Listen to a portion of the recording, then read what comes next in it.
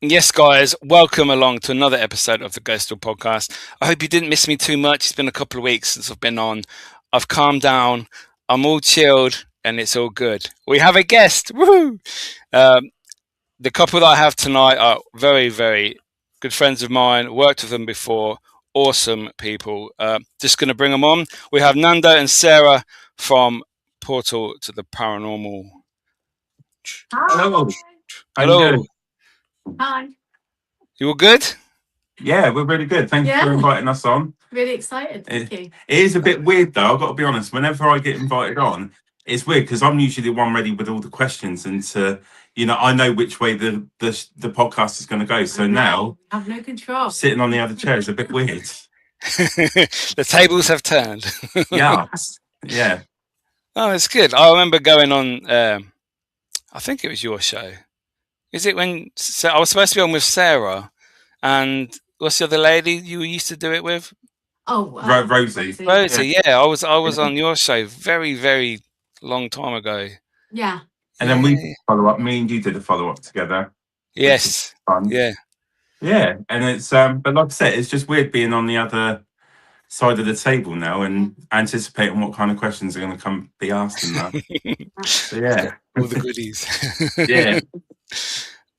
So we have a couple of people leaving comments so far. Tracy, good morning, Tracy. She's in Australia. Hey, Tracy. G'day. Nice to see you back. G'day, mate. Emily Paranormal is here. Hi, guys. Watching you from hospital. I hope everything is improving. Hope he's doing well. Yeah. Hopefully, it gets better soon. But yes, guys. So, if anyone else would like to leave questions, comments as we go along, we'll be reading them out as we go. So, for those people that are watching that don't necessarily know who you guys are, could you just give us a little rundown? That'd be great. So we're part of Portal to the Paranormal. So Dan created Portal to the Paranormal just during COVID. Like he come up with the idea of creating his own team, which was great. Initially, Sarah was doing this way before me getting involved. I think I started, because you used to do it with Paranormal Adventures. Yeah, I did, yeah. We run events all over the country, don't we? We take members of the public, they get to use the equipment, we split into small teams, and then we go and do the experiments. So the members of the public get to use the equipment and create their, try and experiment for themselves, and and they just trying to educate themselves, don't they? I think what the team like to do is educate people on how they can investigate and showing different techniques, because we do feel that every technique, every experiment has a place in the paranormal. The Victorian method and the new ones, don't and it's finding people's comfort zone on how they want to investigate. And do it respectfully as well. Because it's very subjective. There's a lot of different techniques, there's a lot of different ways.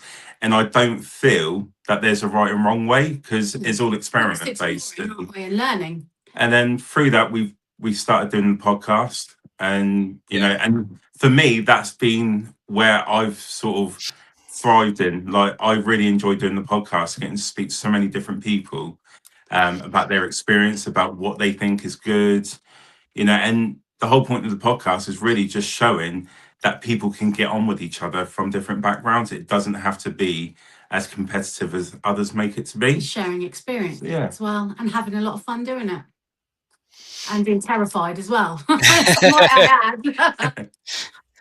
Yeah, that's great. So Ruben's in the house. Here, my mate Kaylin just subscribed. Awesome. Thank you so much. So if we start with a podcast, how long have you been doing the podcast now? So the podcast started, it was something that just started in the COVID period when we were in lockdown. And Richard, Lyle, Lila, Sarah just randomly messaged someone saying, look, we're trying to do something to bring the community together in a way. Everyone's in lockdown. We want to create some positive space for people, because it was very difficult, and living with me 24/7 without being able to go out, that's a hardship for for some I have to people. say his name correctly because I get upset if he's watching. Richard Lay or Lillard. Yeah. Lillard. He's very artistic. I think he was on an episode of Ghost Adventures because he's like a psychic witch and psychic medium. And I remember I found him because I was looking on Facebook and he was into satanic stuff. He decorates all his house and that, and I was like mesmerised by all his gothic kind of feel. And I commented, and then I realised who he was, and I asked him, "Do you mind doing a podcast with me and just talk about all the things that you're into, the paranormal?" And he's like, "Yeah, I'd love to, darling." So that's where it started. Yeah. Yeah, and it's just sort of like you get that first, taste of speaking to someone. And then we're like, well, who else can we bring on? Who else can we learn from? And it's just gone from there. And through it, we have spoken to so many amazing people. And the podcast for me is a place where you can create great connections with people and become friends. Because we speak to a lot of people outside of the podcast. And it's just again, getting different backgrounds, their stories, how they got into even members of the public. When we do our opening seance, we have an energy building circle, should I say. I try and get our guests to open up about their paranormal experiences, and that enhances the environment. And then sometimes it makes the spirit more eager to communicate with us because they want to join in. Yeah, they want to get involved. They do. No, definitely. Awesome. Enwood House experience. Evening, guys. Hope you're well. Isaiah. Aloha, brother Mickey from Hawaii. Awesome. You guys want to see paranormal down here in Hawaii? There's lots of places I can show you guys. That'd be cool. That's cool.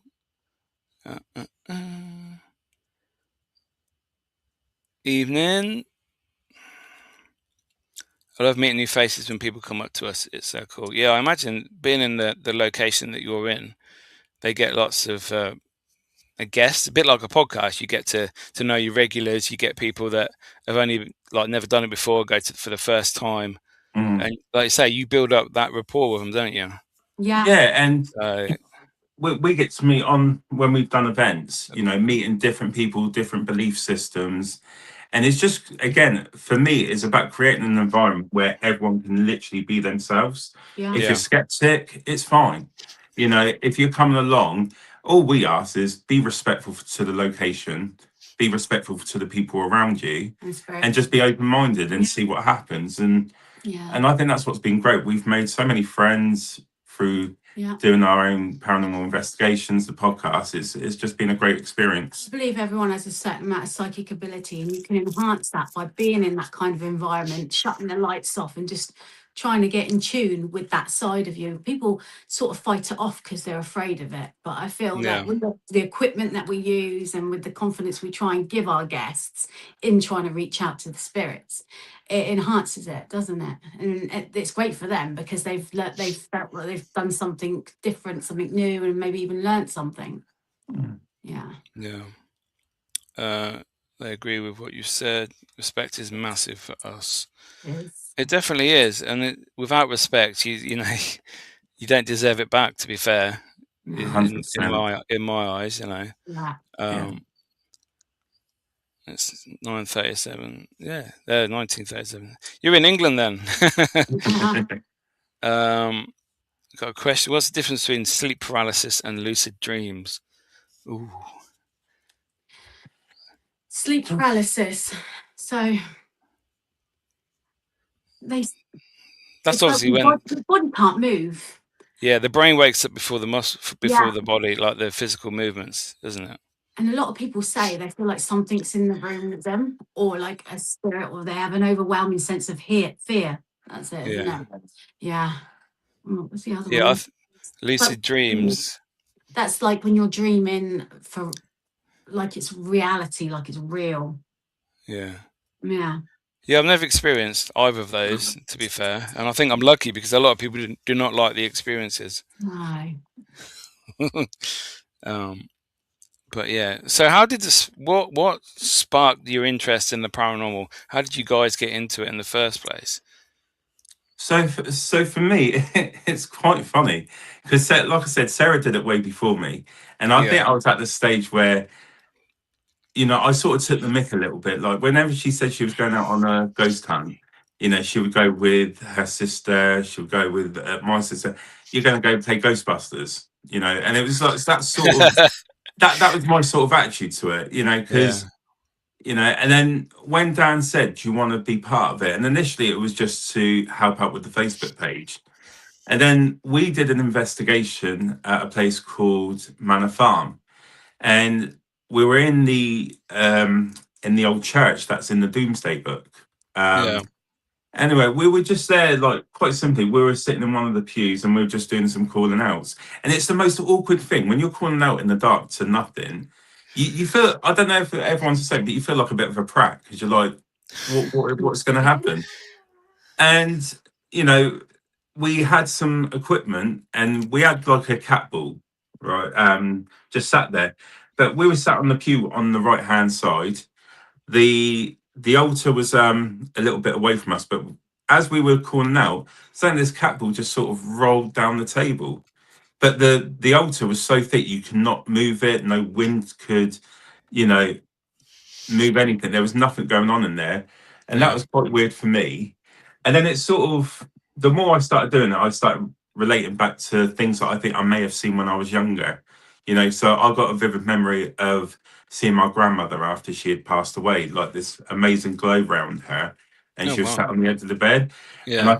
the more I was doing investigations and the more I was talking to people, it was just like, well, now let's try and capture and see what is real, what what could have been causing the paranormal. I think the biggest thing for us is when we think something's paranormal, we have to identify, is there a root cause? Is it just are we in a moment where we're scared and then it creates a paranormal moment? So it's Yeah. all of that. But that's how it sparked it for me. But Sarah, yours is a lot different. A lot different. I have a 21-year-old, believe it or not. And when he was about 3 months old, I used to rent a bungalow in Hedge End in Linton Road. And he must have been about, that's 2-3 months old. And he was in his Moses basket that was right next to me. And I Yeah. had my bed and then the window behind me. And it was July, about 5 a.m. And as I was coming to, I felt like something poking me in the arm. I believe that the mind is a powerful thing, and I did question myself over this, but it seemed so real. So I did feel like there's something poking me in the arm, and I could hear my son in his Moses basket kicking up his little covers and that, and he's right by the side of me. And as I come to, there was a woman, as clear as day, an old woman with big brown eyes, looking at me like this and poking me with her finger, and then she disappeared. And I thought to myself, oh my God, someone's in the house. That was my initial thought. Yeah. And Yeah.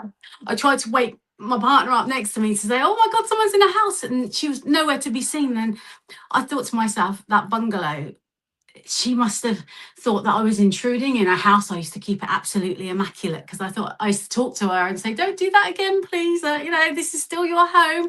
And I remember the people that had rented it to me was a brother and sister. And I told them what had happened. And they said, our mother died in that house. So number one, it could have been her. And number two, I think in the Filipino culture, the ancestors do come by sometimes and let you know Yeah. that they're there. So I thought, it could be one of two things, but it was real to me. Yeah. Yeah. And there was another, I was brought up by my stepfather, Terry, and he died. And a couple of months went by and I wasn't thinking about him or anything. And I'd gone through a particularly emotional situation anyway, but I was in bed and now this was a dream, and it was a dream, but it seemed, when you say like lucid dream, and it seems so real. And he was really, a lot of people say this, he was really quite tall. And I was looking up at him and we were spinning around and around. And I said goodbye to him, but I never really felt like I got to speak to him properly. And I could hear music and we were spinning around and around. And he was saying, I love you, Sarah. I love you, Sarah. And I woke up streaming with tears.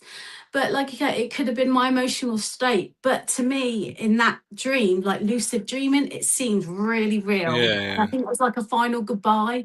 And they say to you in the spirit world, they say in the spirit world that's when they can communicate with you when you're half asleep. Like I've had someone in my ear when I've been waking up. I had your Auntie Rose in my ear, and she was saying, Sarah, Sarah. And she had a real distinctive voice, Auntie Rose, didn't she? Yeah. And I grew up, she was my neighbour. Me and Nando have known each other years. And she was saying, I need to tell you something.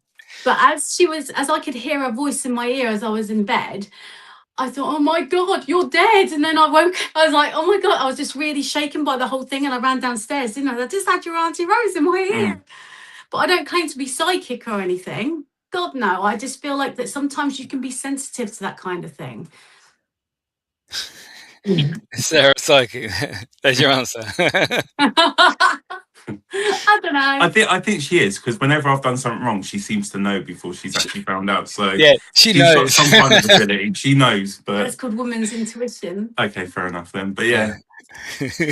Well, men are just always wrong. They're always in trouble. Yeah, that is true. Yeah, so that sparked it for me. I was hooked.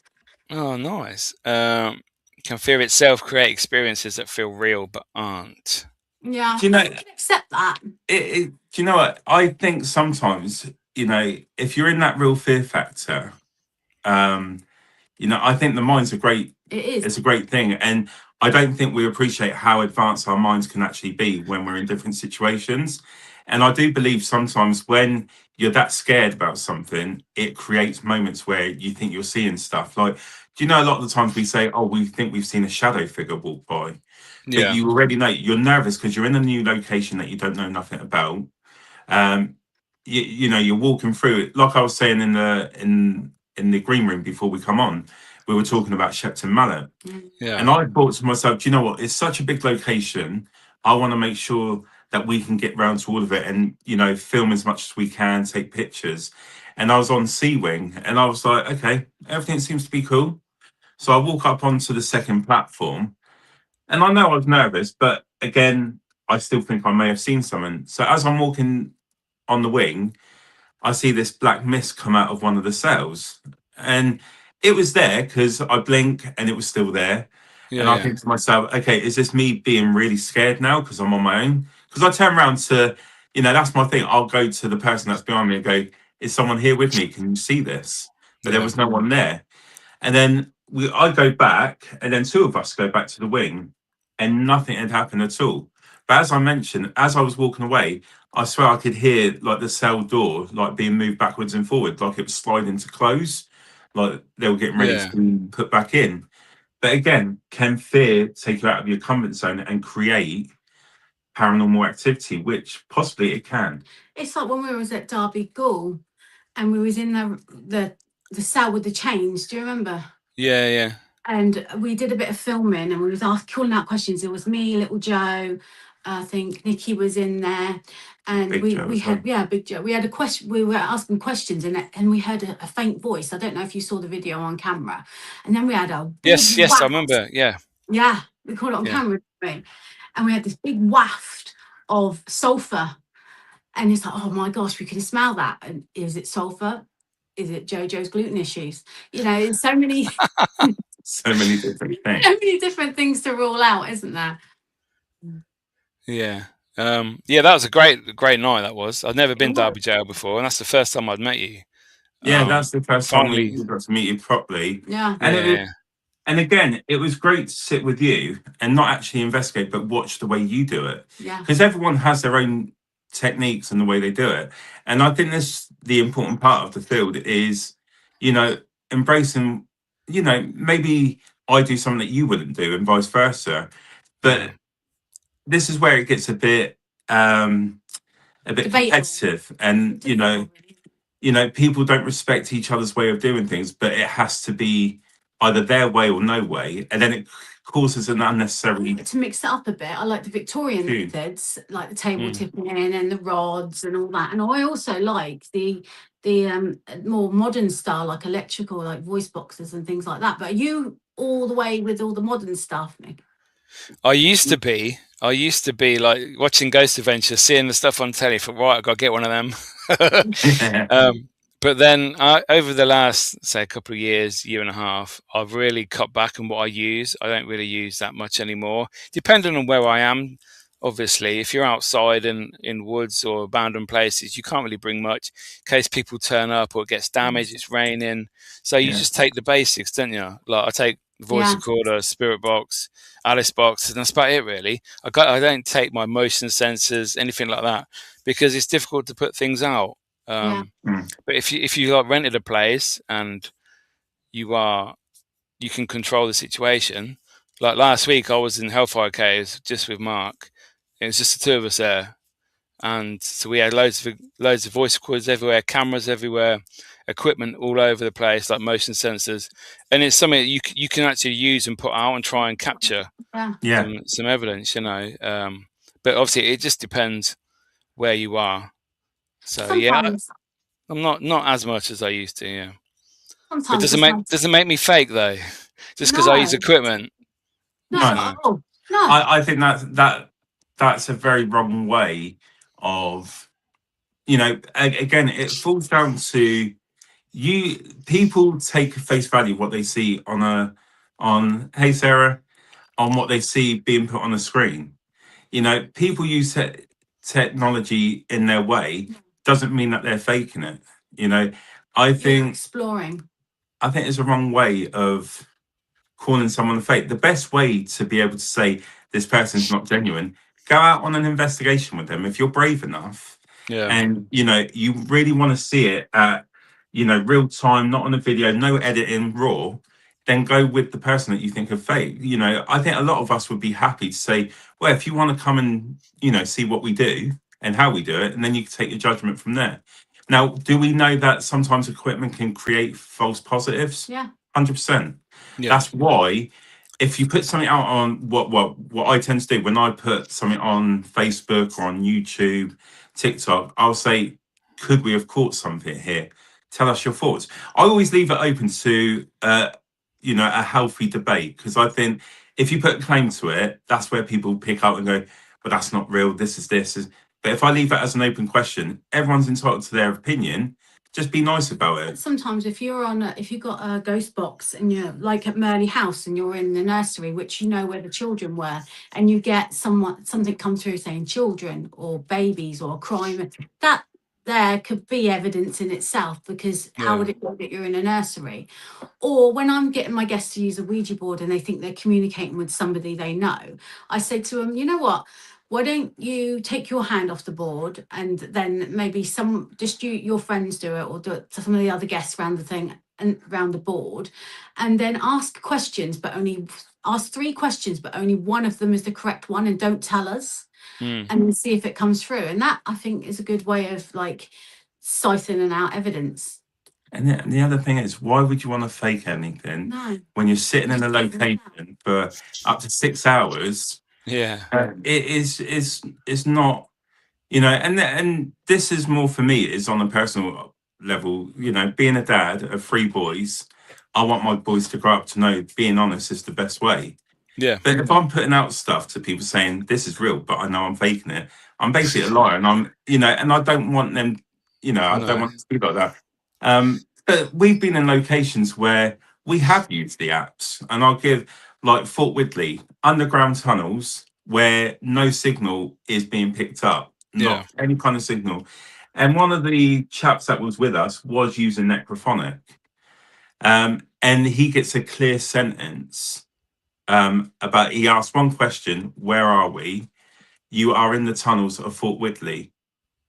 You know, and I know people have this thing, well, it submits data to your phone, it picks up your voices, but we didn't ask anything, but where are we? And then it gives a full sentence under the tunnels with no signal being transmitted. You know, could that be real? Could it be fake? Well, not fake, but could it be a word bank just generating words? Is it listening? It listening? But if you're not getting any signal and all your data switched off, it wouldn't be transmitting anything. So it's hard to.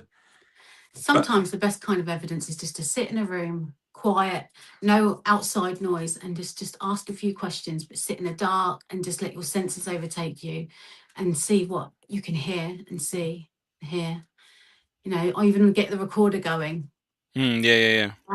But I think with anything you put out, you're always going to have people that are not necessarily into the paranormal. They're people that just want to create negativity to cause an unhealthy drama. Yeah. Drama, clicks, clickbait, Yeah. and all that stuff. Yeah. And do you know what? If people was to just be a bit more grown up with the way they, I think it's fair, question stuff all the time, but do it in a healthy way. You can ask, like, I could happily ask you, Mickey, if I see one of your videos, Mickey, do you think it could have been this by any chance? And I'm sure you would be happy to reply because it's respectful. It's when you get pulled out for, you must be fake because you're doing this or you're doing, it doesn't mean that you're fake. You're just using what's available and testing it out and see what happens. Nothing's 100% at the end of the day. Of course it is. No. Nothing's proven, is it? So you'll know when you're dead, won't you? Yeah, that's when we'll find out. Hi Emma, hope you're good. Oh, I've had loads of questions. Hi Mickey, your world needs to know what product you use to get your beard so sexy. I didn't put nothing on, to be fair. I did get a new comb the other day, so that's quite funny. Thank you anyway. Yeah. Try not to get involved with Ghost Adventures. Like I say, I used to watch it at the beginning. You know, I still watch the shows today just to see what they're about, what they're doing, techniques that work, what don't work, ones to avoid. You know, so I don't think there's any harm. Just don't believe 100%. Yeah, remember to keep your own written notes. Definitely, we should all do that. I think. Thanks for answering. I have a follow-up question. Have you seen cases where psychological healing reduced paranormal encounters? Ooh. That's obviously to do with all the fear and false paranormal positives that you're getting on how you're feeling. Like you say, when you're in places and you're scared. I think there's one, for me, the one that stands out for me the most, that everyone was in a really, really, like, you feel the energy around you. Everyone's having a laugh. Everyone's in the moment where everything's really good. So there's no fear in it whatsoever. Yeah. And we were literally, at this moment, we weren't actually investigating. We were just talking about different things. And as we were talking, we were down one of the tunnels in Fort Whitley, this was, and we heard a whistle. But no one else was down in the tunnels at the time because the other team were up in the hub, which is out of the tunnels. And we heard a whistle, very clear whistle. Yeah. And I think Dan whistled back. I think it might have been Dan. Yeah, he whistled back to see if we would hear it again. And you hear his whistle traveling down the tunnel. You know, you can hear the sound going down. And then about a second later, we hear another whistle. So again, but again, when you look at it, could there be a gush of wind? And as the sound travels, sound changes as it travels. Could that have changed into a whistle? But there was no wind coming through the tunnel on that night, so I think it was a whistle. Everyone was in good spirits, and that was a good capture, I think. The best one. Yeah. The best one. We was with Penny Griffiths Morgan, and we was in the nuclear bunker in Calvin and Hatch. Calvin, yeah. Oh, we was right down at the bottom where the computer rooms are. Yeah.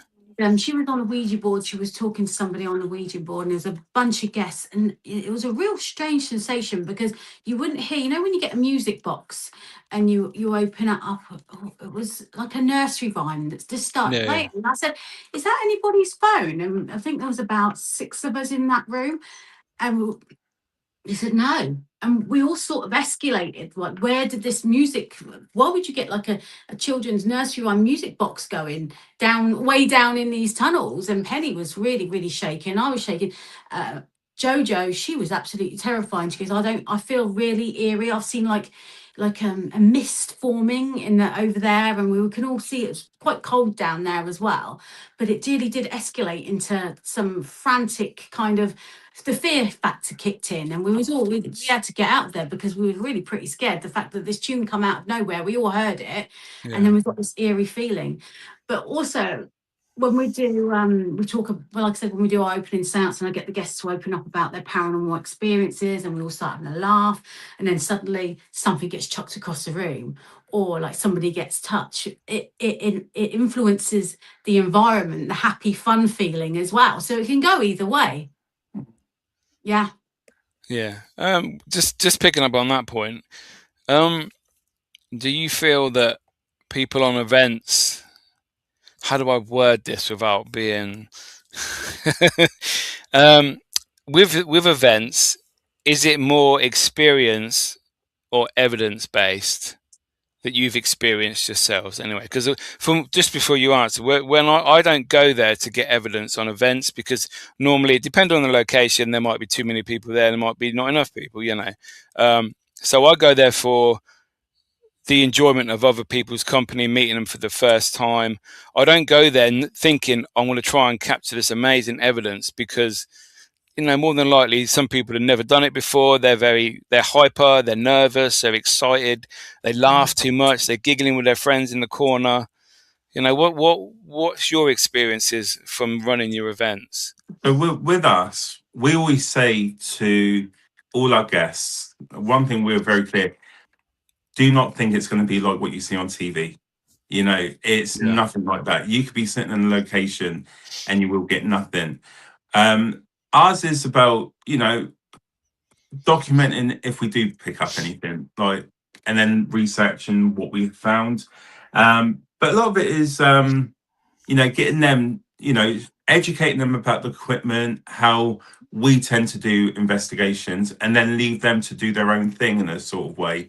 Let them experience it for themselves and what they pick up. But we don't go in and say, tonight we're going to get the best piece of evidence going, because we know that's not going to happen. Some of the times it's more of a case of we get to meet people and enjoy their company. We met our neighbours down the road here. We only met them through, they come on an event, and then we realised they lived down the road, and now we go out with them. We go to their house, we play cards. So it's more like we get to meet a different range of people and get to know their stories about why they enjoy the paranormal. And then the investigation, when something happens, we document it. We talk about it at the end of the evening as a group discussion, what people have found. But I do it more because I enjoy the people that I get to meet. The location, the history is one of the best things about it. Getting to walk through places where real history has happened there, and that's great to be able to get into these locations. And then lastly, if you do pick up some evidence that we can't debunk ourselves, it's great because it just shows that there is something more after our life is done on Earth. And that's the way I like to think about it. Part of it is being in a controlled environment as well. Like if I need silence for my guests so we can conduct an experiment, I'll ask them, you need to be quiet now, we need to turn your lights off, you need to try and just let us know if you smell anything or you hear anything, or if a word pops into your head. Because at the end of the night, when we do our wash up, it could be something that's relevant to the location. And I think lots of people, different people coming in and out bring different sorts of energy as well. You get some people that are highly sensitive, some people that are not, and you get the odd gigglers as well. But sometimes it's a bit quiet now. That'd be grand if you could be a bit quiet, but then it enhances the energy as well, because then the ghosts are thinking, let's get on this. We've got a bit of a giggler here. Let's chuck a stone at them, and then they all start screaming. So. I think what's good about us, we're not scared to have a laugh. Like, I know some people take it very seriously, and we do. We do. But at the same time, we want to show that we're just normal human beings as well. And we want to enjoy the time that we have with people. And like I said, we've got to meet great people on the investigation that we've become friends with. And that's just as important. Going out investigating but having a good time. Yeah. It's just great, because sometimes people have come that have, there's a couple, the wife, she has a lot of disabilities, and to get her out and see her being able to enjoy herself is great. Yeah. You know, having a laugh, and she's always really polite. She's always outgoing, and it's like you create a good vibe for someone. Not every spirit as well is like a Victorian person. It could be Malcolm, some dude that died on his moped down the road, or it could be a relative of yours as well. So I think a lot of people sort of, demonic. Oh, it's always demonic. No, it's not always demonic. No. Yeah. No, I've never experienced a demon ever. No. I don't think. No. So I got a message from Jason. Hello to everyone in chat. I'm Jason Finch, new here. I love listening and watching Paranormal Podcast. Welcome, Jason. Welcome. Yeah, nice to have that message. Thanks again. I learned a lot. But one last question: how do you separate intuition from imagination during an investigation? They're pretty similar, I would say, to be fair. Depending on your mindset beforehand, I would say. Yeah. We had this conversation, didn't we, about how if you said, you posted it the other day, didn't you? How it escalates and how a lot of people input. Okay, so we're talking about We do that. A lot of people do that on an investigation anyway. So tell Mickey what you're talking about. So what I was talking about. So I like to watch a lot of things on YouTube and, you know, about the paranormal. And then I come across something that I've never heard of before, the Philip experiment. It was a bunch of university students that were doing, I think, was parapsychology.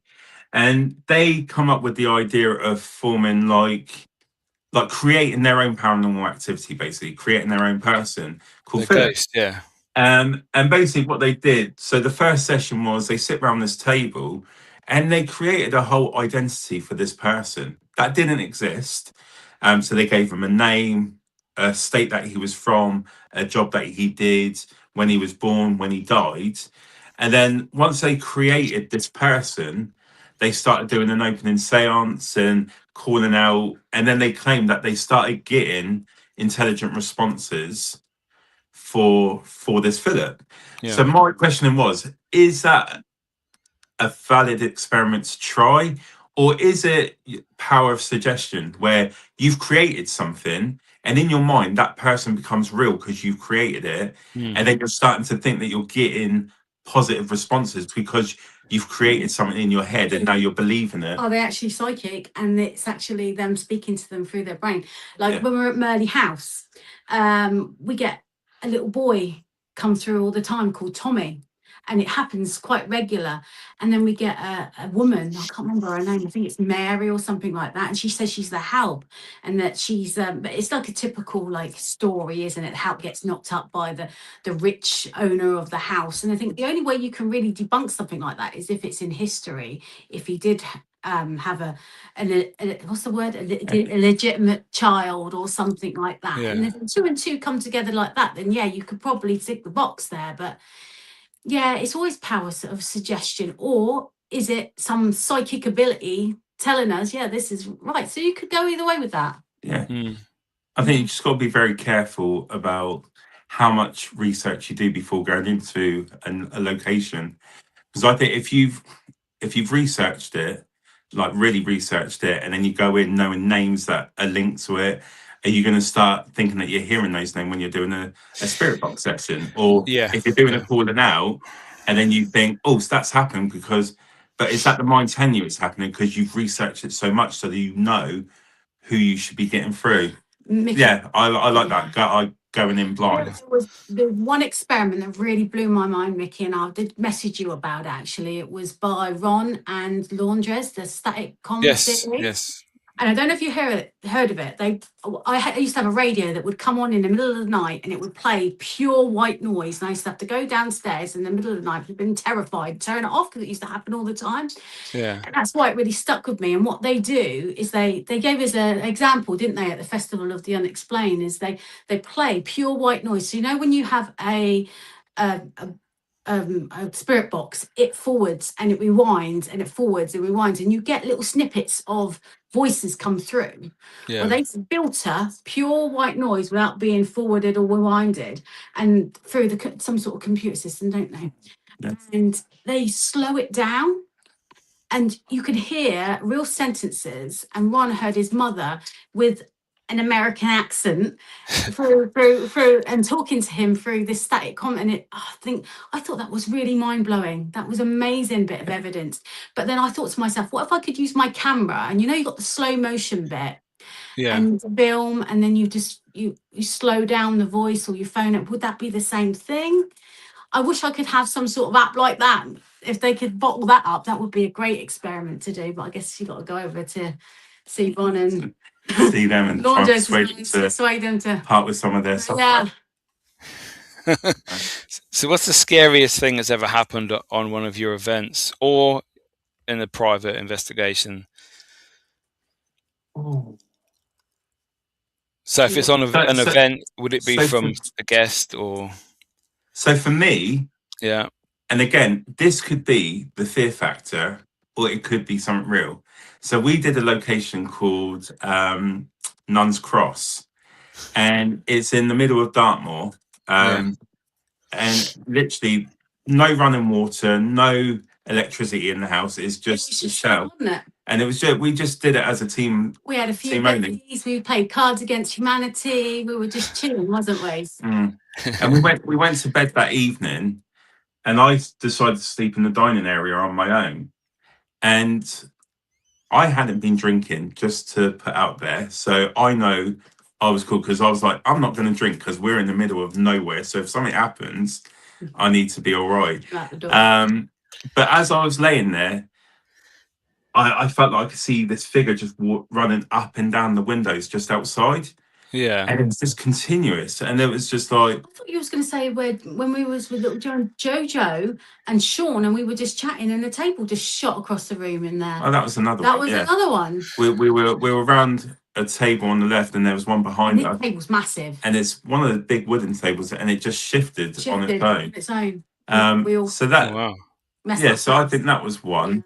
I'm just trying to think if there's any other ones that I've had.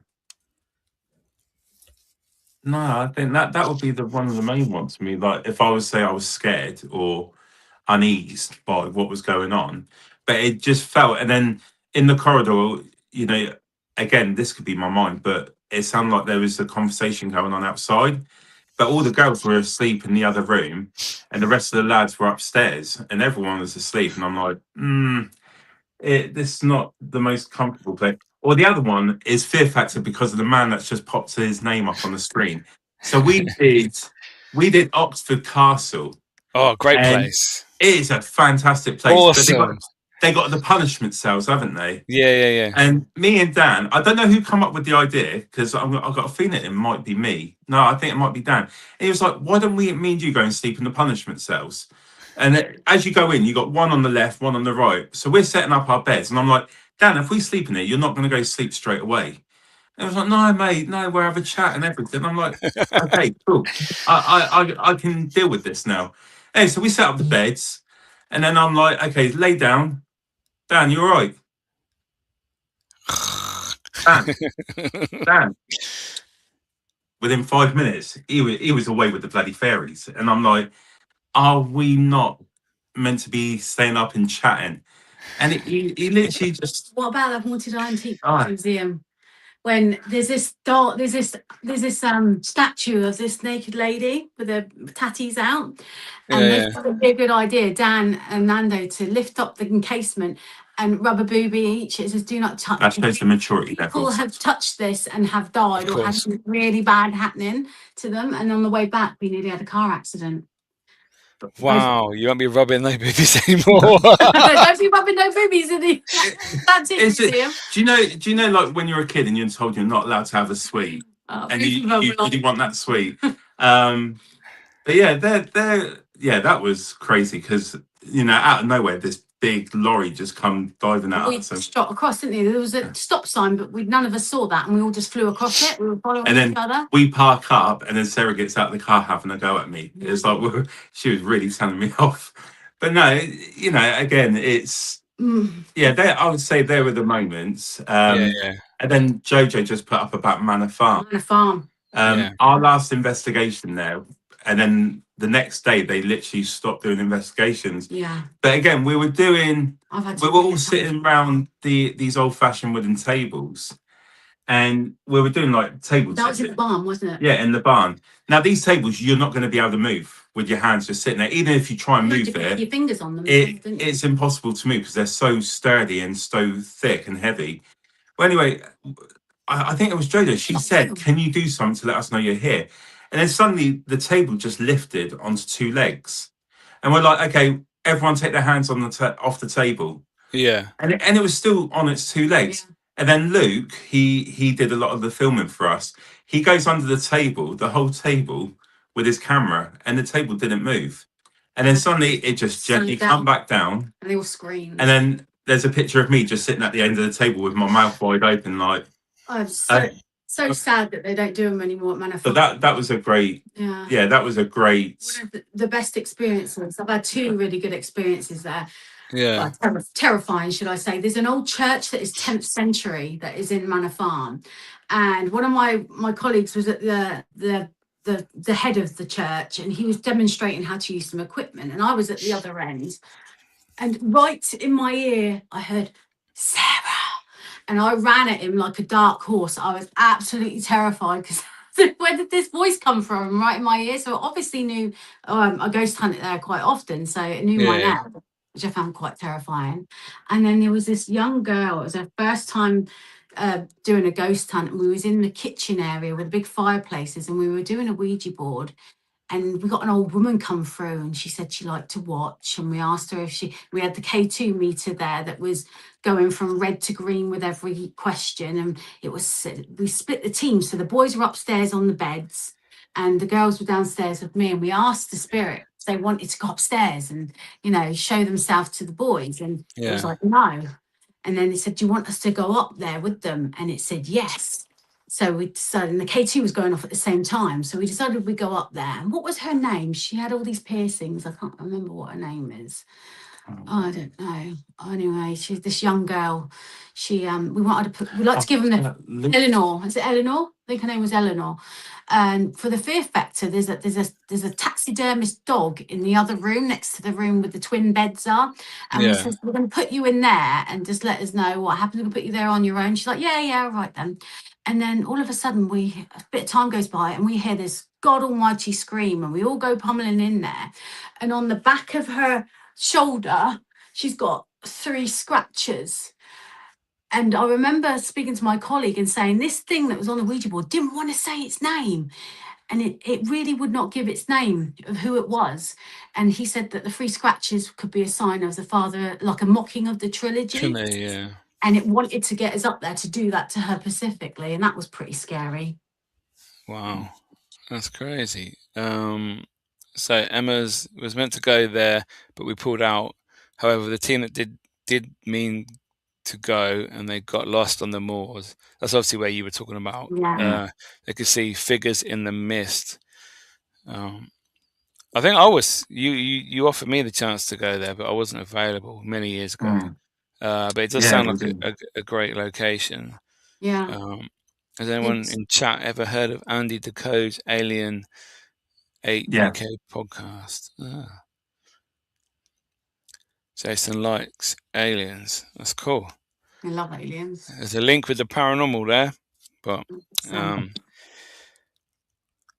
yeah. So, little quick questions. Either of you scared of the dark? Nah, I'm out like a light.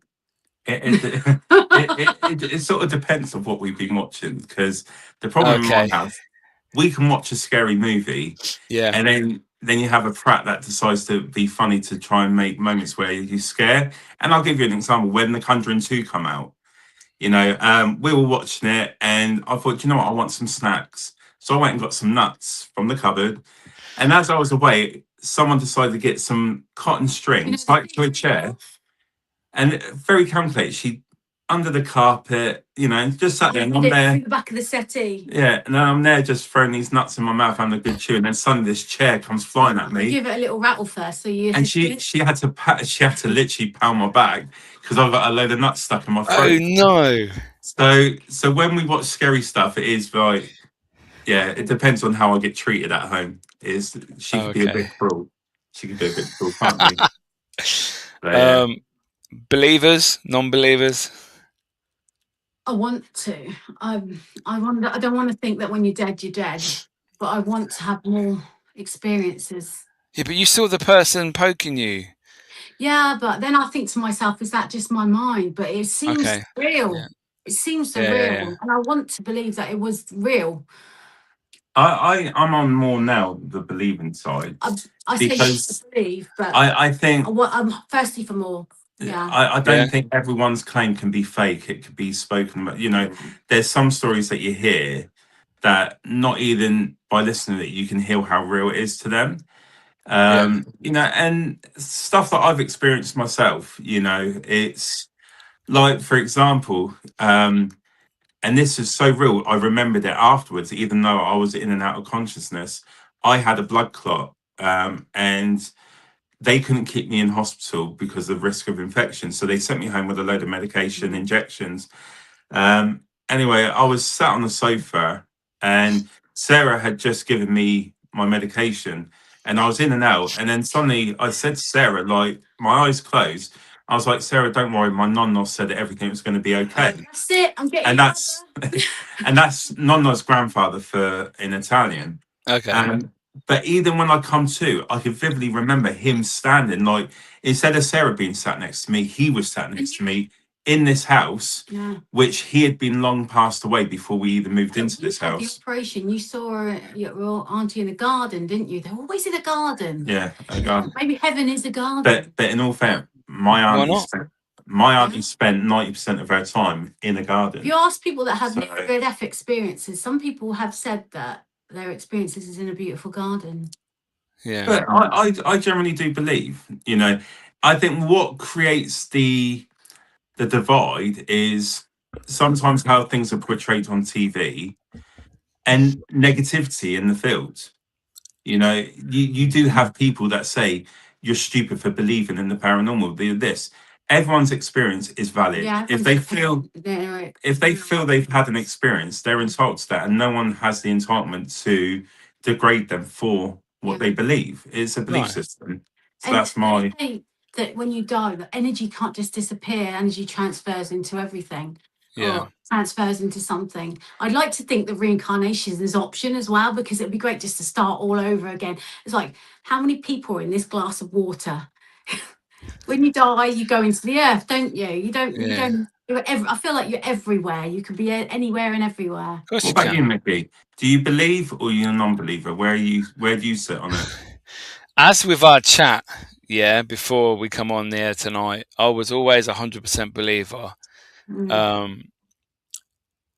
But I don't know, maybe it's like I said, my passion's going.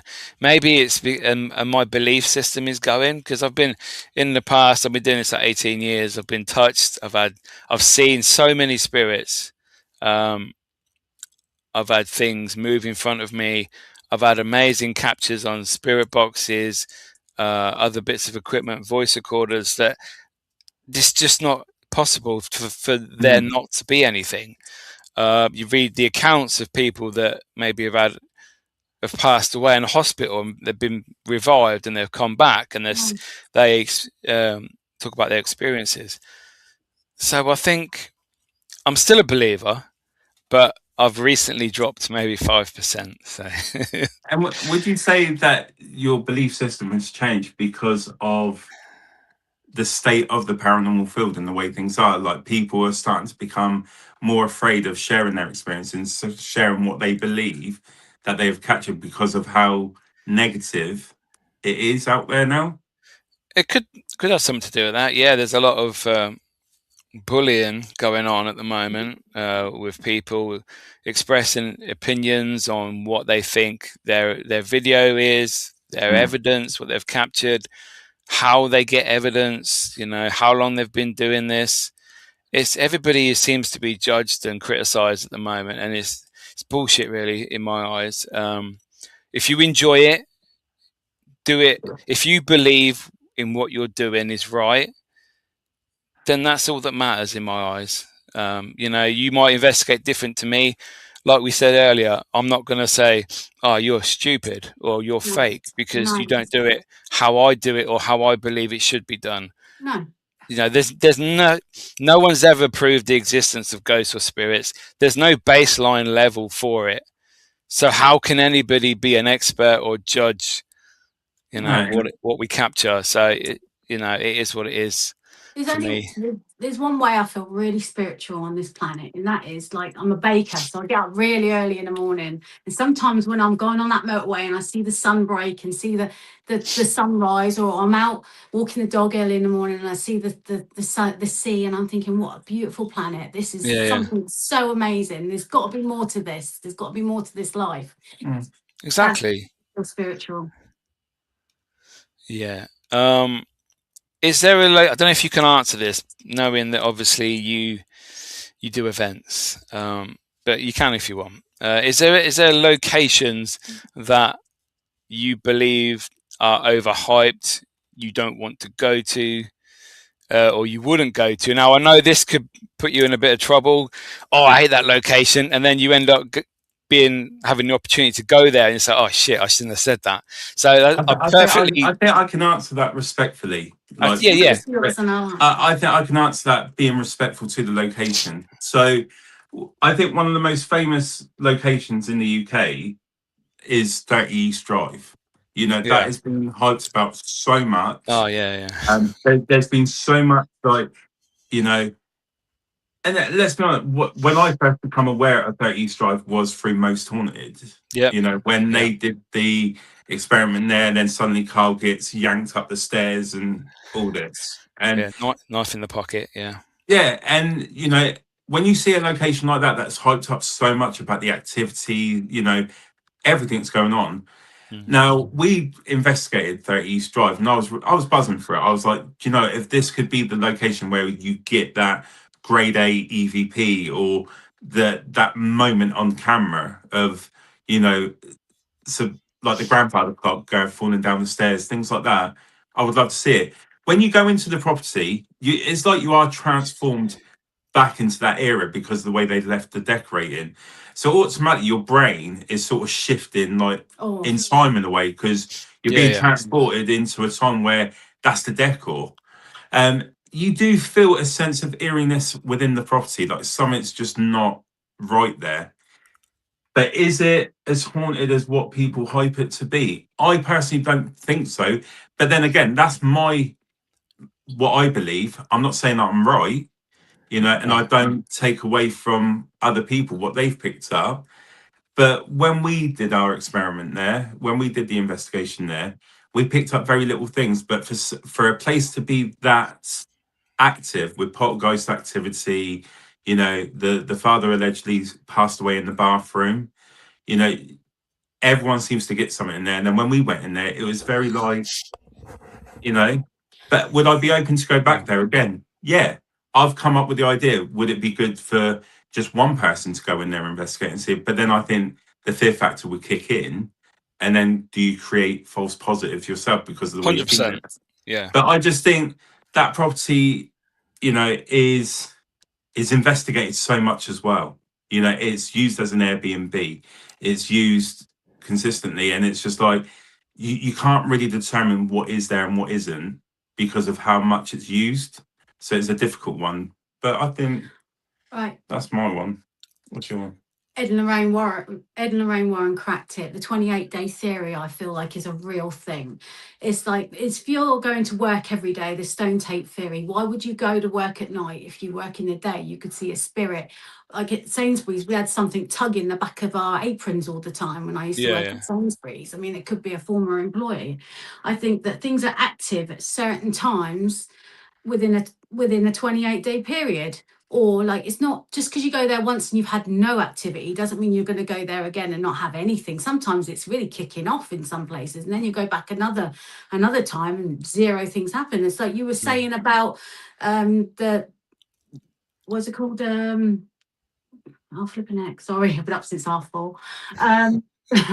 Not the one I just talk about 30 East Drive. I think Joe's there. The dad that died. Maybe the poltergeist isn't there anymore, but Joe, I feel that he's there. He died in the bathroom. Yeah, definitely. Well, when I've been there about 4 times, So Emma, the last time we were there, the furniture wasn't even original at East Drive. Yeah, they probably just make it look good and dated, so that for the whole feel. Yeah. Anyway, when I was there, we had the only real thing that we had at East Drive was we were in the parents' bedroom. We were having the spirit box. It's just me and someone else there, and wasn't really getting anything. This was the first time we went the week after Most Haunted did their famous live, so we were so hyped, like you say, to go there, and all we got was on a spirit box, a little girl voice.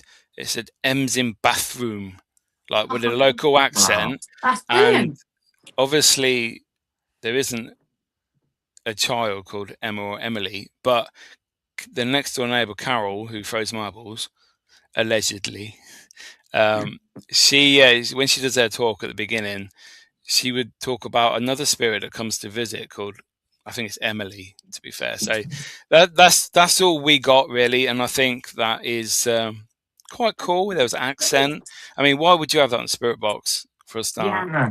It's a bit strange, but that could be an attachment to a toy in there or something. Exactly. Like that. Yeah. Because they would, like you say, if they're getting different furniture in, they're getting it from antique shops, old places, car boots.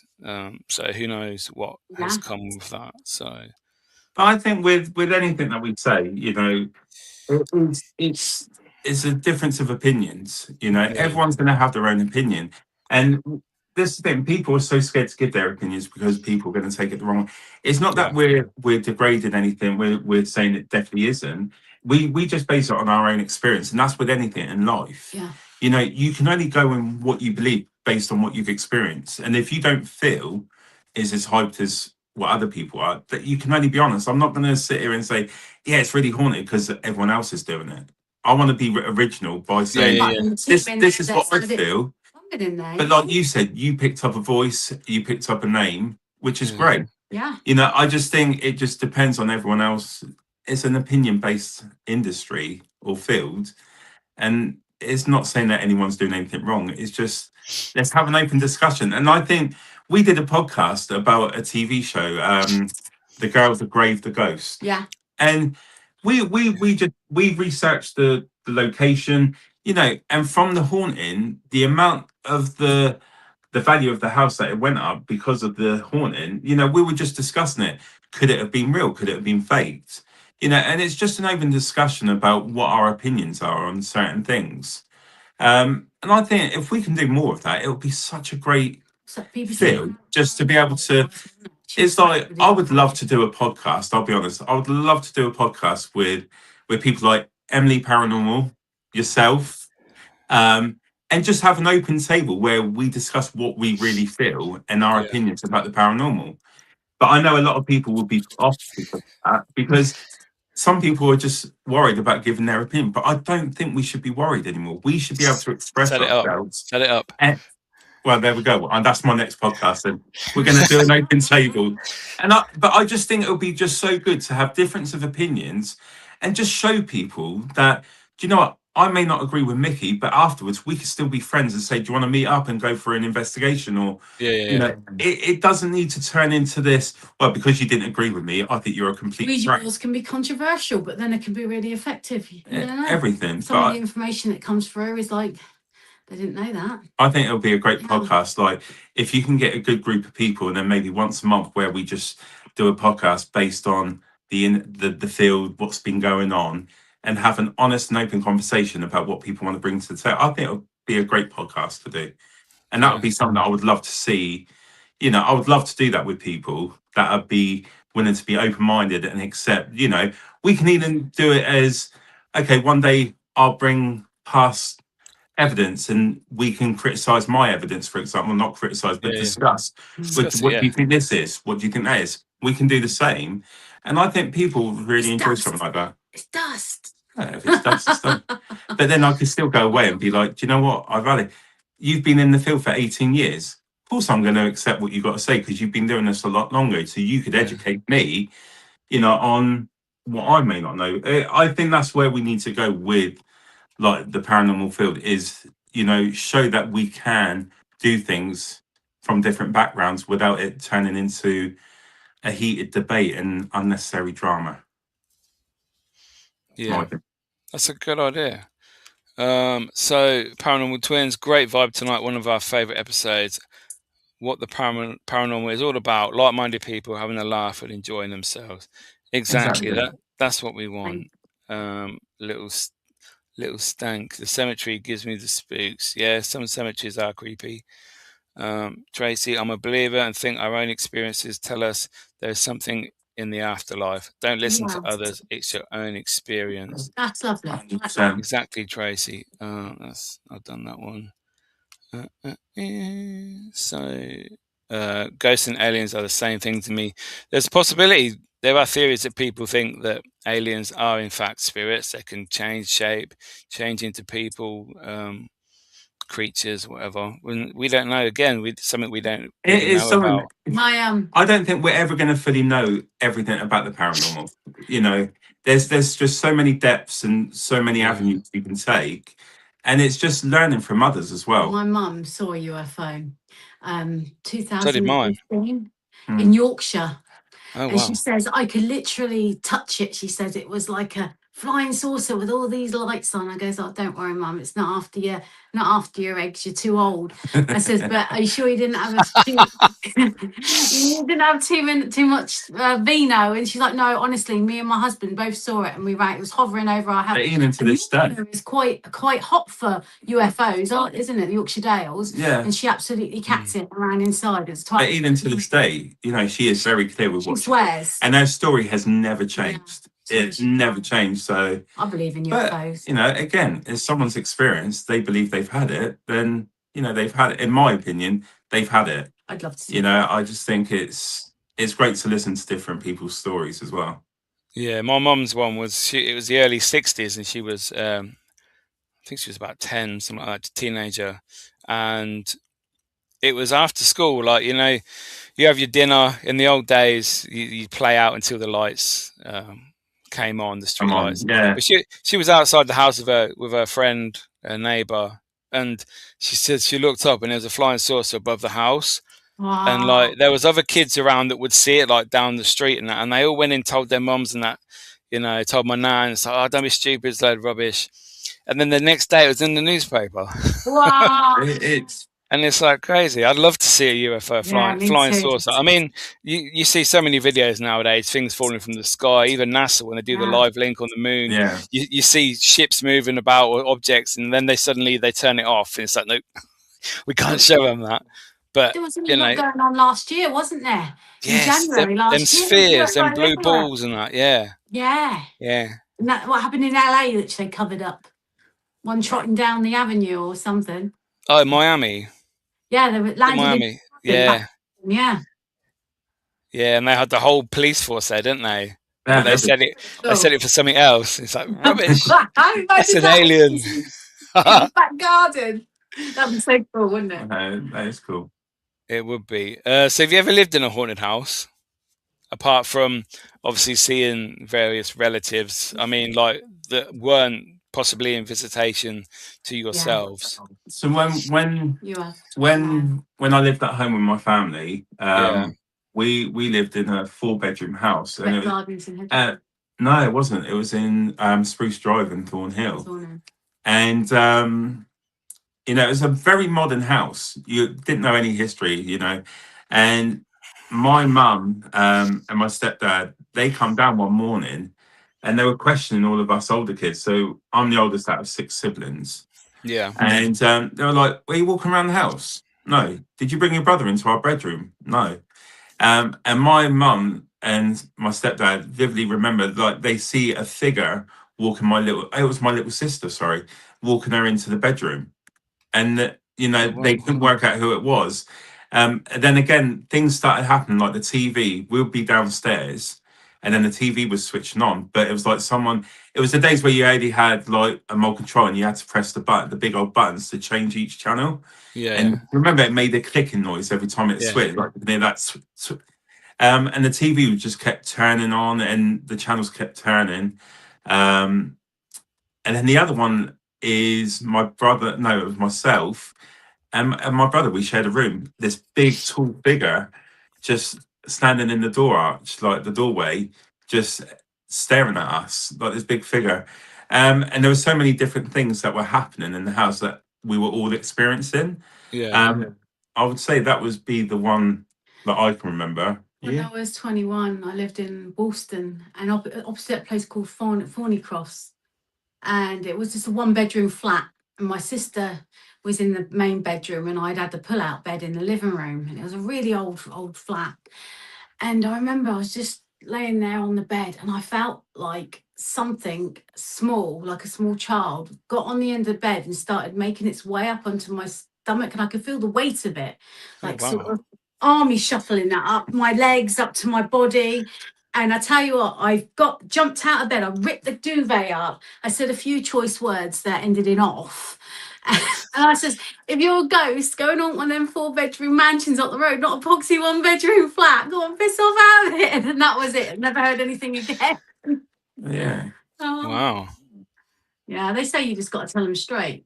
But then, I think, like, living here now, we've had experiences where I wouldn't necessarily say the house is haunted, but we've had spirits that have come. Like my grandfather, he used to smoke to pick a specific tobacco, Old Auburn tobacco. Yeah. And he used to use the licorice paper.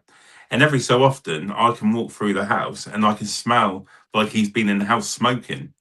Or you get the smell of freshly made espresso. He always used to have espresso, and sometimes you can just smell like.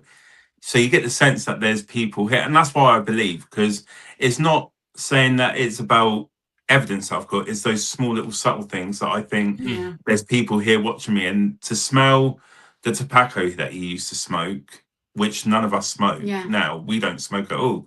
You know, you get the waft of that. The coffee and everything. When we lived in Eastleigh, and Reese, our eldest son, was waking up because he kept saying that something was punching him in the stomach. I'd put a crucifix in his bedroom in the end. Oh, wow. And tell it to get out of the house. Had to go through every room, tell it to get out. And Gino would come downstairs. He was only about 4 or 5, something. And he would say, it keeps saying my name, Mummy. It keeps saying my name. It won't leave me alone. So I had to go around the whole house and tell it to get out. And they would have little drops of water just land on us every so often, whether it was the winter, whether it was summer, these little drops. And I think that was like some sort of ectoplasm, just to, okay, you think I'm crazy, but it would happen. It was so random, wasn't it? All these drops of water just land on us. But yeah, I think over the years, we've both experienced stuff like on a personal level that makes us, and that's where I think I'm more torn to being a believer is my own personal stuff that I've experienced myself. But it's not like some people that say that their chairs are lifting up in the air and things like that. Mine are very subtle. 3 knots on the wall. Do you remember subtle things? Yeah. But I think that's family always being around us, because we both come from quite big families.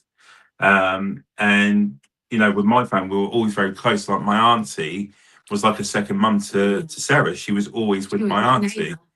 7, I think. And she had a love for the both of us, very strong, from, you know, even to the day she passed away. And that's when I thought that I heard her in my ear when I was laid in bed, just drifting off, but I was just coming to, and I could hear her like a telephone in my ear, and the distinctive voices. Yeah. I thought, oh my gosh, I've just had your eye. I come running downstairs, didn't I? And I'll be honest, the last thing she said to me, and this is no word of a lie, Mickey, she was put into a hospice and she was getting like palliative care. Yeah. And it was the day before she passed away. She was like, Nando, come here. Or maybe the day before that. She was like, come here. And I was like, what do you need? Like, you know, trying to help out. And I go to her and she gets into me and she goes, when I die, I'm going to come back and fucking haunt you. She had such a sense of humour. But that was the personality she had. Yeah, she lived her life, and you know, she was a fantastic person, a fantastic woman. But then, do you know what? I don't believe she's come back to haunt me, but she's definitely come back to let me know that she's still here. But when I was really ill, you know, you sat in the garden, you know, I was sat in the garden, and it was the garden that, because I lived with her for a period of time as well, and we were sat in her garden where I could see the flower arch that she had, the apple tree in the corner. We were sat physically in her garden, and I woke up, and the first thing I said, my auntie was just here. I worked You at know, Abbey House nursing home, and this old guy, he died, and they brought him back. And I said, "You're all right, Phil?" His name was. He says, "No, I'm not all right. I died. I was quite happy, sat in that garden with my wife, and now I'm back here." You know, it's Wow. no, I do believe in all that stuff. But yeah. Cool. Evening, Jenny. Hope you're good. Sean, back in 2000 when I lived in Lincolnshire, I watched the light come across the sky. That stopped for 5 minutes, then shot off in a different direction. I can't debunk that. Yeah, that's obviously we're talking about the UFOs and that. Yes. So I lived in a place called Mablethorpe years ago, and I was 16, and I was coming back from a nightclub called Zebedee's, and I was quite naughty. So my parents didn't know that I was at this nightclub, and I was walking down the street about 12 o'clock at night, and the sky just lit up like it wasn't thunder or anything like that. It just lit up like it was daylight, and then went back dark again. And I thought, oh, that was weird. And my Uncle John said that he saw these things just zooming around, like bright lights and things like that, just darting off here, there, and everywhere. And that was in Lincolnshire as well. It's quite active for the UFOs, I feel. Yeah, I think we're seeing them more and more now. It's just it will soon become the norm. I think, oh yeah, there's an alien. Oh yeah, hello. Yeah. You're a bit early tonight, you know. So I've got a couple of questions left, if that's all good for you guys. Yeah, that's good. Bucket list location that you'd love to investigate anywhere in the world for yourselves, not for the events team. Where would you go? On the spot. Do you know one place that I would love to go to? We're actually going there in May. Okay. We're going to Pompeii for the day. We're doing a day trip to Pompeii. Oh, wow. And you know, and is it how do you pronounce the one before it? Herculaneum. You know, I would love to investigate the preserves there and see if anything comes through. I think that would be a great place to investigate because of what happened with Mount Vesuvius, you know, destroying the villages. Yeah. You know, and see if anything was to come through. But other locations, what would I love to? I've never had that one told to me before. That's quite an intriguing one. You think about the history it dates back to and the stuff that they've been able to preserve. Yeah. You know, we say sometimes when you're looking at when you go to an old like Oxford Castle and things like that, they got a lot of like the old history stuff there. Yeah. And we could say that things are linked to it because of its history. Imagine stuff's been preserved in Pompeii, where from the day that it happened, they've just preserved it all. It's not been touched, you know, and it's just looked after. Imagine the kind of things that we could potentially get linked to it and see what comes through. And what I would find fascinating is, you know, we being in England, we get everything responding in English. Wouldn't it be great if you did a spirit box and then it's suddenly you're getting an Italian voice speaking in Italian to you or in a different language, you know, and that would be like, well, that would be quite cool, you know, take a translator with you. But that would be my bucket list to investigate. I would love to do that. When we went to New York, I treated you to the Gangster Museum, didn't I? Unfortunately, it's not there anymore. And it was an old speakeasy. And what's his name? Al Capone. Al Capone did all his dodgy dealings there. And the underground bit that led down to the river so we could make a quick exit. There was bullet holes in the wall. With dynamite that was meant to be fixed into the wall with the stake. When they got raided. And it was the barman. And then the barman there, before he became famous, was Frank Sinatra. He used to work the bar there. Can you imagine all the dodgy dealings there? They had Tommy guns there, face masks. They had how they made all the moonshine and stuff like that. They had some really good artifacts there, and I feel like I was vibing off of everything in that museum, and I'm thinking, oh, I bet there's some stories to be told here. And the bar itself was the original bar from that era.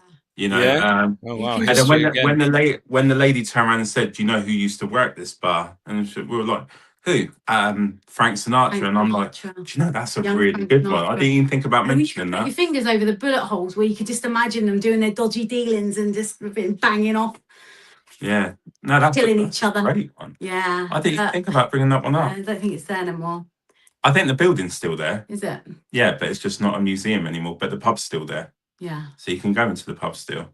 Well, the energy would still be there potentially. Yeah, would be. And you think about the people that, you know, I like that sort of thing, like the gangsters, Yeah. and to go and investigate someone as evil as Al Capone was at the time, you know, and a legend like, you know, Frank Sinatra, that would be great. Can you imagine getting their voices come through a spirit box or just something? That would be amazing. That's a great location. That would be great. But yeah. That's awesome. I love those. When you're getting your asses to Ireland. I've been Dublin the last few years, so I think Ireland's got some original Guinness factory would be called do a ghost hunt, wouldn't it? Can you imagine that? We'll go to the Guinness factory. We won't be walking out. We'll be crawling out. You won't be ghost hunting there. No. We'll be sleeping. It'll be like that. Drinks got to us. But do you know, there's so many great places that you know we would love to go to. You know, like Ireland, very beautiful place, very picturesque, and you know, it's got a lot of history. Scotland, you know, I love Scotland. Yeah, you know, there's so many places that you would love to go to. You know, and eventually I would love like my boys to grow up and they want to get involved, that we can do like a family trip and go and do things together. But I don't think, especially Rocco, he's a no-go with it. Do you know? Yeah. But no, there's so many places that, you know, I would love to investigate. What about you, Mickey? I had a couple. Island of the Dolls in Mexico, because I love my haunted dolls. Yeah. The Enfield House, just to see what it would be like, you know. And probably Waverly Hills Asylum in America, I think. That'll be quite good. Just because, like I say, I like watching the TV shows. I like seeing the locations, and if it's a good location, then I want to go there. You know, I don't care if TV you've been there. Don't bother me. No. Do you know what? A location shouldn't be based on what the TV show has done. It should be based on the beauty of that location, and that's exactly, and the history. You know, the history. Love an old hotel or like a really old mansion. Yeah, that'd be good. You know, but no, I think every location has its own quirks and everything, and I think you go in there for the location, not base it on anything that you've seen, and just base it on your own experience and what you feel. But yeah, loads of places. It's loaded with all the original fixtures and fittings as well. You definitely get a feeling, because it's all sort of there. I feel like things are attached to it as well, memories and things like that. Yeah, definitely.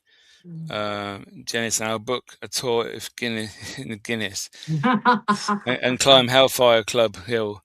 Yeah, scariest place I've ever been to. Hellfire Club. Really? Or horrible place. Amazing. Yeah, the vibe is just, it feels like evil is there, like seeping through your oh no. I've been there twice. It's awesome. It sounds so good.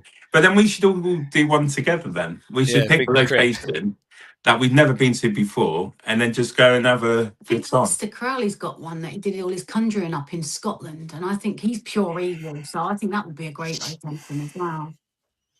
Yeah. Worth a shout. Scotland is fab, but we're biased. Yeah, I love Scotland. Investigated loads in Scotland. My family is Scottish, a bit further down the line. See, the only thing I would ask about when it comes to Scotland, this is one that I've always been fascinated with, and maybe if these guys are from Scotland, the Loch Ness Monster, real? Oh yeah, real? I used to be obsessed when I was a kid. Do you know what? I've seen so many programs on there. I've seen so many talks on it, and it's so divided. But you know, do you believe it's the Loch Ness Monster? Is it real or is it just a story? I think it could be real. The sheer depth of the water. I mean, maybe you'd see it. Yeah, exactly. Yeah. You know, and that would be a cool place to go and investigate, not for the paranormal, just to see if we can uncover the Loch Ness Monster. That would be amazing. You'd have to be a bonny wee boy, though. Yeah. And practice rolling your R's. Yes, Robert Mondek. Okay. So anyway, yeah, I can't do that. But no, that would be a good thing to do. Yeah. Right. So my aunt's uncle was involved in a bank robbery. They were caught trying to tunnel into the bank. Wow, that's like obviously That's to do cool. with your gangster place that you went to, the Yeah. museum. Yeah. That sounds awesome. That Proper was history cool. again. Maybe not the best Yes. history, but you know. Ruben, Japan would be an amazing country to investigate, Yeah. but with their interest in the paranormal stuff. Yeah, I did check out to go to the suicide forest. Obviously, not to film any dead bodies, but just the energy, the Just pure to see energy what the that's energy's there. like. Yeah. But the flights are very expensive, so we didn't go in the end. So, but who knows? One day. One day. Get on Skyscanner. Yeah. Yeah. Winchester House. Yeah. That'd be cool. Winchester Mystery House, crazy that place. There's so many underwater cave unexplored. Yeah, exactly. In Loch Ness, so many places. Who knows? There's so many cool things that we could do. You know, it's just like, you know, but yeah, it'll be great. Definitely would love to travel like further afield, like Scotland, Ireland. Yeah. You know, do all those sort of things. I think that would be amazing. Yeah, do you know what? It's a shame when we were at the Gangster Museum, we didn't ask to go back after hours and doing a bit of an investigation. Yeah. That would have been a great one. Never know. I could have done it for you. Yeah. Absolutely real, but you'd be daft to say you don't believe in Scotland. Yeah. So my last question for you guys, if you could get rid of something in the paranormal, anything at all, location, equipment, attitude, teams, people, TV shows, anything that really gets on your nerves that you'd be happy with it gone tomorrow, you'd never see it again, what would it be? Ego. Yeah. I think, to be honest, when you answer that sensibly, the best thing to get rid of is the ego, the negativity, and you know, and it's just a pure, as the only way you can really put it is the bullying that comes with it all. You know, it's a field that for everyone to enjoy. Everyone has a place. It stops being fun, it's not. And the reason, like when you're watching something, the reason that they have a scroll on button is if you don't like something, just move on from it. You know, there's, you know, and again, everyone has a right to their opinion, but do it respectfully. But when you're taking away the opinion and then you're being personal about someone's appearance, body shaming, you know, making it too bad, you're losing the actual aim of the goal. We're all just trying to investigate a field to see what is real and what we can uncover. And there's a big difference between real mediums and fake mediums. There's some out there that really just thrive on money. I think if you've got a gift, you don't have to charge loads of money for it. And then there's some that, what's that one that you watch? Well, you've got to be very careful. He's really pushy, isn't he? Like, oh, drop that. Well, really pushy. When you go on TikTok now, everyone on TikTok is a psychic medium. And they're doing readings and that, And the thing is, my bugbear with that, you got to be so careful because people have lost relatives that are finding it difficult, and it's cruel to give them a false hope, or you know, knowing that you're just in it for the money. That's so bad. When a medium's real because they say something that only you would know. Yeah. That's the basic. Yeah, but for me, the big thing is just taking away all the negativity and just bullshit. That's what you want to say, isn't it? Sorry, a bit Tourette's there, but you want to take away all the bullshit.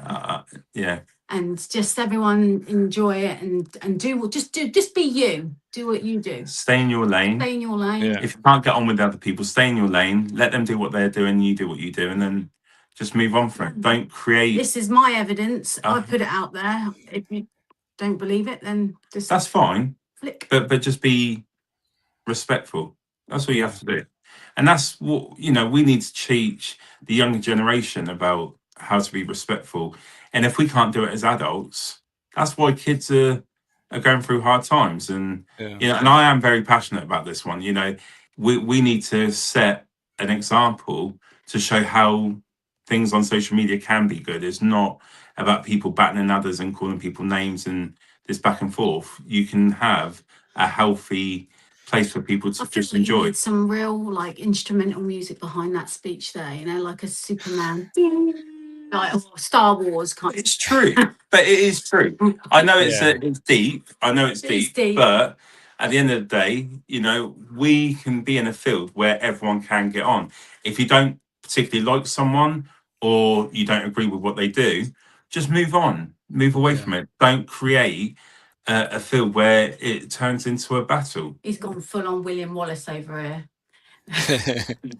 Why not? Where's my kill? Where's my kill? I need my kill now. But no, that's what I would remove anyway. That sounds good. So how can people get in contact with you guys, social media wise?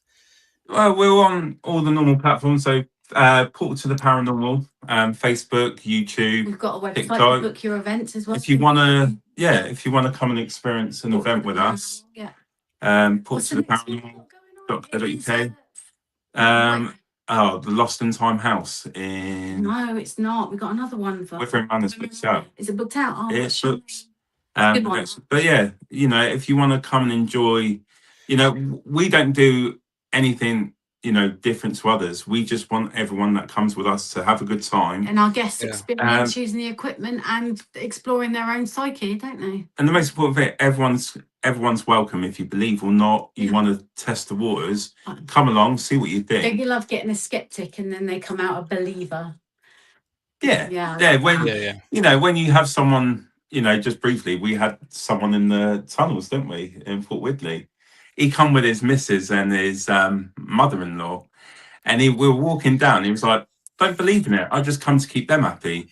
And he got a full-on message from his dad, and he was absolutely gobsmacked. And he comes to us at the end of the evening, and he was like, "I can't wait to come on the next one with you." And he said, "And that's what we're there for.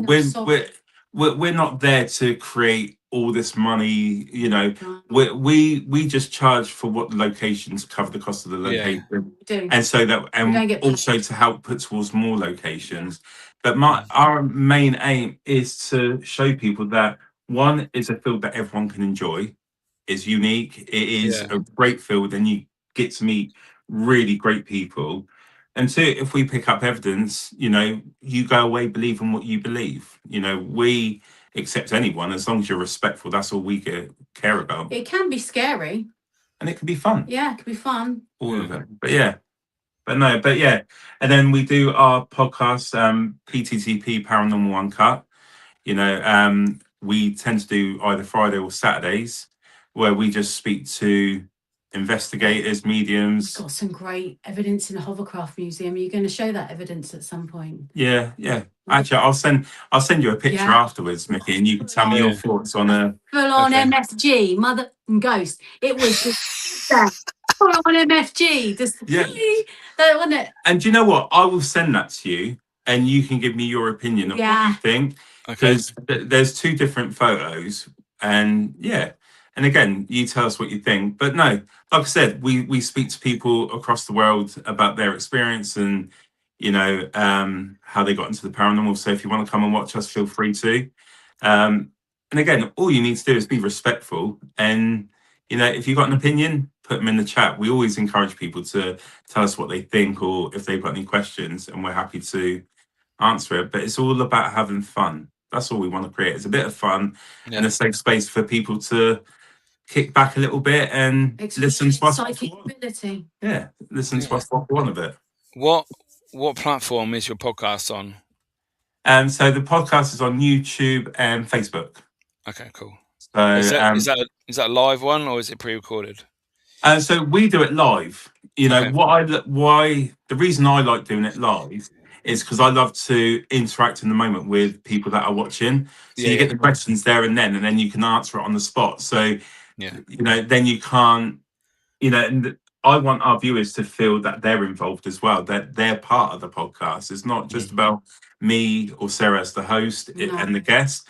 It's about all of us collectively are enjoying the moment. And, I always ensure that I make time to answer the questions in the chat because I want everyone to feel part of this great podcast that we do. I feel it's great. I feel the people that I get to talk to are great. And I want the viewers to feel it's great and enjoy it as well. To concentrate on the guests more. I like to it's brains. I love it. Yeah. But that's what we like to do. Yeah. Cool. Awesome. So thank you very much, guys, for joining me this evening. Thanks for having us on. It's been a pleasure. Until the next time, we'll see you in a bit. Bye, everyone. See you later, guys. Bye. So I've got the last comment from Tracy. Thank you, Mickey. This was awesome. Thank you, Sarah and Nando, for sharing your stories. You both are absolutely lovely. Love from Oz. Thank you, Tracy. Awesome as ever. So there you go, guys. Why don't you go and watch the podcast every Friday or Saturday? Facebook, YouTube. Go book an event. Go and see these guys in action. You'll be pleasantly surprised, as I am. They're great guys. They're very professional. And like I say, it's all about respect. So yeah, that's all you need to know. So thanks, guys, for watching. Like I said, it's been a while. I have another guest next week. We have Fiona Dodwell, who is an author and has done many books on haunted objects, haunted dolls, and I'm actually in her book, so we'll be discussing that next week. Tomorrow night, 8 p.m, my Hellfire Caves video is out. Mickey York Ghost Hunter YouTube channel. Please come and join us for the premiere. It'd be great to have you guys along. We can chat in the comments. Thank you, Ruben. Thank you, Gayla. So yes, guys, that's all I've got to say. Thank you very much. Please subscribe, share, tell your friends, and I'll see you next Tuesday, 7:30 with Fiona. See you later, guys.